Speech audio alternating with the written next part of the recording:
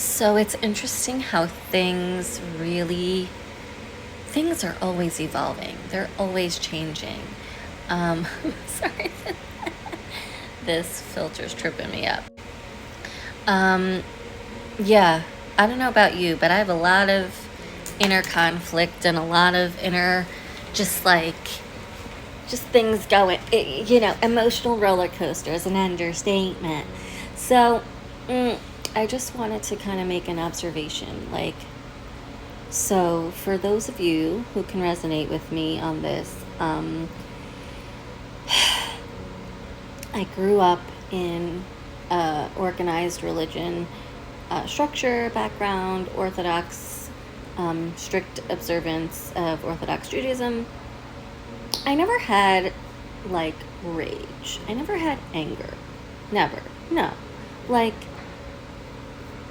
okay, so as I was saying, a little change of environment over here, and I'm gonna try not to get weirded out by this filter.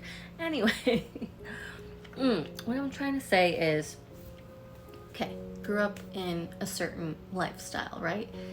And if you aren't familiar, it's very regimented, it's very structured, mostly for the men, but you know, there's a certain prayer for a certain time of day, 3 times a day. Before you eat anything, there's a blessing. After you eat, there's a blessing. It's a lot, and there's a certain way that you're supposed to dress, and, laws of kosher. If you've heard of kosher, it's like certain dietary restrictions, and the Sabbath and everything. So, yeah, I didn't leave necessarily because it was like too much for me. It was a gradual leaving, and yeah, I don't have a lot of anger and resentment, but I also just didn't really like resonate with certain things anymore.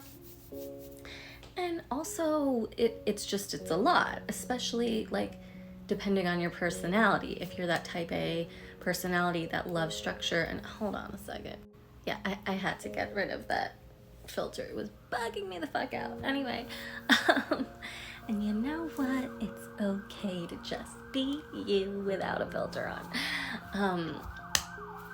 Welcome to Brooklyn. Sirens are a daily occurrence. Anyway, so basically what I'm trying to say is yes, like I don't do those things anymore. And for a little bit, I did have some resentment. I for sure did. I was like, because I remember it was hard for me to always remember to say the blessing before I eat. And it was annoying that like after every single time I would eat a meal that had bread in it, I had to say this whole long prayer afterwards. Or, even just having a snack and you're supposed to say an after blessing. And it's just a lot, especially if you have ADD, especially, it's just, and the fact that it was made an obligation and a law and it wasn't just like an option, but it's cool how everything comes to full circle, and how when you have the power of choice and you kind of learn more about the truth of things and the understanding, and like when you understand it in a different perspective, it really changes everything. So like growing up, it was like, oh, something you have to do, and like this is something I have to do, and it's annoying, and it's like, but then again, somebody who I didn't like what he had to say, because at that moment I couldn't receive it. His name is Gedalia Fenster. He's a world-renowned Jewish speaker, teacher. He's incredible. At the time when he first got on the scene and I was like introduced to his content, I was like, I'm not about it. And he had made a comment. He was like, I don't understand why you guys all have to do these meditations and affirmations. Like, it's all in the Siddur. The Siddur is like the Jewish prayer book. It's like, it's all there. What do you mean? You have your prayers, you have your blessings, like, that is your gratitude, affirmations, and all that. And of course, right away, I was like, excuse me, what are you talking about? Like, leave me alone with my affirmations and meditations. So, hold on.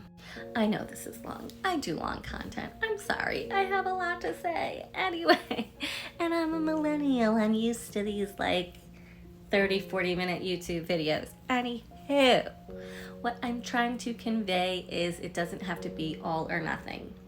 And once, like, he said those things, and at first I was so resistant, but now, because of what he said, it's like, wait a minute, it is a gratitude affirmation. It really is.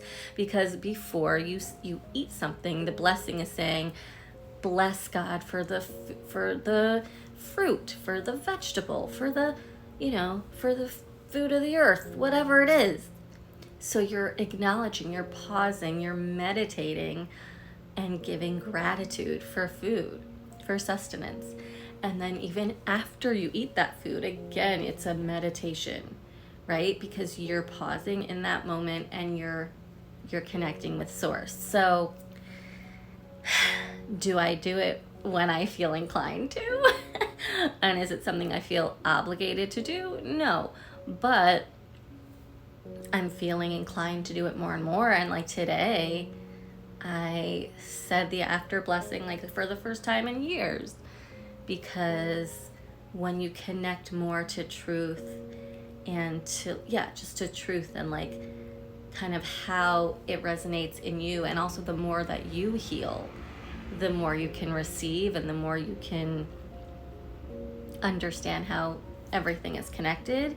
And this is kind of connected to my last thing about it doesn't have to be black and white. It doesn't have to be this or that, It's an obligation, and you can only do the sitter, and your meditations and affirmations are bad. Like, he might have kind of had a little bit of that tinge in his voice, but like, I don't need to take it that way. It's all good. I still do my meditations, I still do my affirmations, and then I still have these prayers, this tradition that I'm lucky to have grown up with, and that I have the ability, thank God, to read them in Hebrew. I mean, they have English translation for those interested, I'm sure, on the internet. But yeah, my point is it's a give and take, and it's kind of do what resonates with you, and you don't have to throw the baby out with the bath water, as they say, and do you, Bill. And gratitude is super healing and amazing. All right, this full moon energy, man. Whew. All right, love you guys. Bye.